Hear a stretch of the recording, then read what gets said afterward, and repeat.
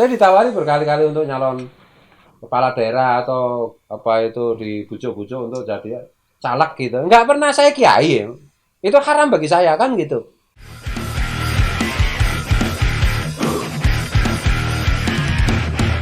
Assalamualaikum warahmatullahi wabarakatuh. Waalaikumsalam warahmatullahi wabarakatuh. Jalur Cinta Rofa bersama Gus Fuad Peret. Dan Mas Joni Aryadinata.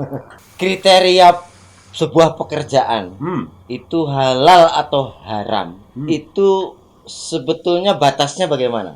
Misalnya begini Gus, ada yang mengatakan bahwa bekerja di bank itu tentu saja ulama yang keras ya, katanya haram. Nah, padahal pekerja itu katakanlah dia pramugari haram. katakanlah dia security misalnya, security di sebuah bank. Nah, atau lebih ekstrimnya begini, ada penyembelihan babi misalnya, peternakan babi. Nah, kemudian ada orang yang bekerja di situ sebagai pengantar makanan babi misalnya. Nah, itu pekerjaan semacam itu halal atau haram? Soalnya begini, tiba-tiba ada seorang ustadz yang ini menjadi viral ya di media sosial, yang membuat daftar pekerjaan haram. Itu ada sekitar 50 lah. 50 ya, mungkin profesi. dapat wahyu dari malaikat Jibril. Jadi misalnya penyanyi, pelukis, aku kan penyanyi kena, pelukis ya. Wah, kemudian macam-macam lah banyak itu. Nah, makanya saya ingin nanyakan nih, batas antara pekerjaan halal atau haram itu bagaimana? Jadi sebenarnya kan gampang ya. Pekerjaan itu halal atau haram, itu produk dari pekerjaan itu baik atau buruk. Kalau menghasilkan produk yang baik, halal. Kalau menghasilkan produk yang buruk, ya itu haram. Kan gitu. Jadi, baik buruk itu kan kaitannya dengan ajaran agama. Kan? Jadi, agama kan menyuruh yang baik-baik. Ya. Agama itu menyuruh menegaskan tentang kebaikan-kebaikan. Nah, semua pekerjaan yang menghasilkan, apapun itu yang menghasilkan kebaikan untuk makhluk Tuhan, kebermanfaatan untuk makhluk Tuhan, maka itu yang baik. Semua pekerjaan yang merugikan, misalnya mencopet, mencuri, dan seterusnya, kan merugikan itu. Nah, itu pasti haram. Kan gitu aja. Nah, kalau bekerja di sebuah institusi, di sebuah perusahaan, seperti saya contohkan tadi, misalnya bekerja di peternakan babi. Jelas kalau babi kan dijualnya bukan ke orang Islam. Betul. Itu betul. Halal haram. Gimana ini? Jadi begini, halal dan haram itu kan bertingkat-tingkat.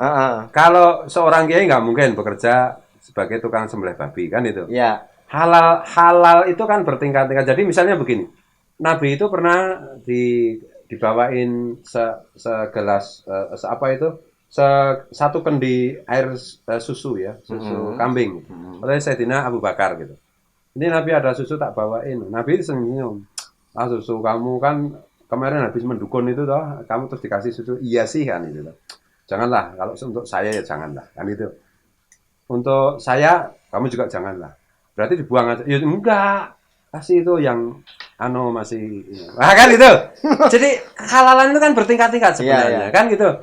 Ya, dan seandainya begini ya. Kita itu kan sukanya menghakimi orang lain beragama hari ini itu. Tidak pernah memikirkan, tidak pernah mau menghakimi diri sendiri. Tukang tuding kan gitu. Jadi di dalam hikam itu sendiri, bahkan kalau kita itu melakukan satu pekerjaan yang nyata-nyata haram menurut syariat, kita itu nggak boleh kok segera langsung meninggalkan itu. Kan itu kalau orang ngaji hikam pasti paham lah itu semuanya. Ketika kita itu ditempatkan Tuhan di dalam posisi yang bermaksiat berdosa, jangan buru-buru kamu itu pindah sebelum ada kepastian Tuhan memberi tempat secara zahir terukur gitu, ada tempat baru yang lebih halal. Karena ketergesa-gesaan meninggalkan tempat posisi pekerjaan yang menurut syariat itu nyata-nyata haram untuk segera berpindah, yang sekarang itu secara ekstrim disebut hijrah seperti itu sebenarnya ada bagian dari nafsu dan setan. Karena itu nanti akan akibatnya lebih parah lagi, kan gitu Mas Joni. ada kalanya kita itu harus, karena kita manusia, bukan nabi, bukan rasul. Kalau kita itu dan tidak sempurna gitu. Kalau memang pekerjaan kita itu dalam tanda petik mengandung keraguan apakah halal, apakah tidak haram. Kemudian belum ada pekerjaan baru yang lebih jelas halal haramnya. Ya kita dilarang kok meninggalkan pekerjaan itu, kan gitu.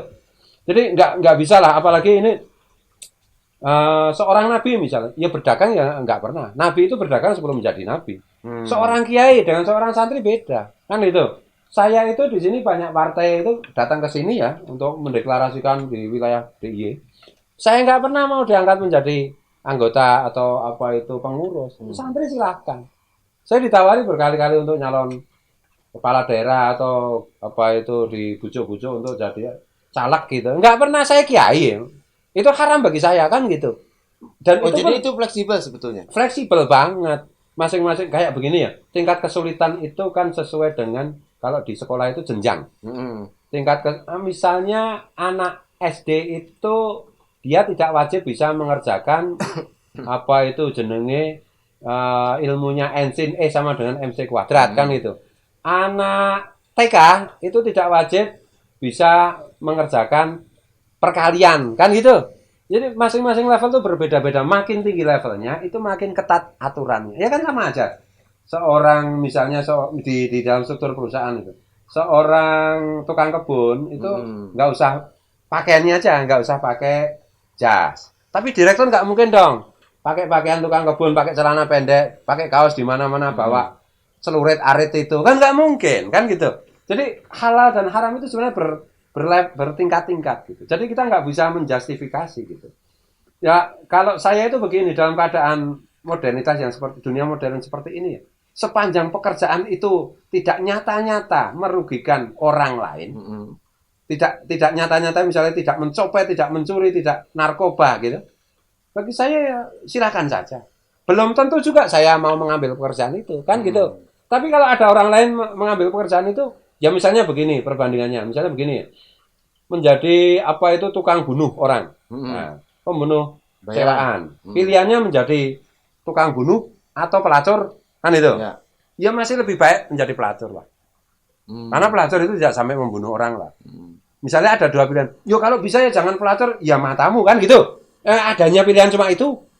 Jadi yang penting itu dalam beragama, dalam kehalalan itu, Allah itu lebih suka minus dari minus 100 menjadi minus 20. Daripada dari plus 100 kemudian turun menjadi plus 5. Yang penting dari tuntutan Tuhan itu yang diinginkan Tuhan, kita meningkat meskipun masih dalam minus kan gitu. Jadi kalau kadang-kadang ya nggak boleh harus ekstrem-ekstrem begitu itu nggak pernah diajarkan Nabi. Perubahan-perubahan ekstrem itu nggak pernah diajarkan Nabi.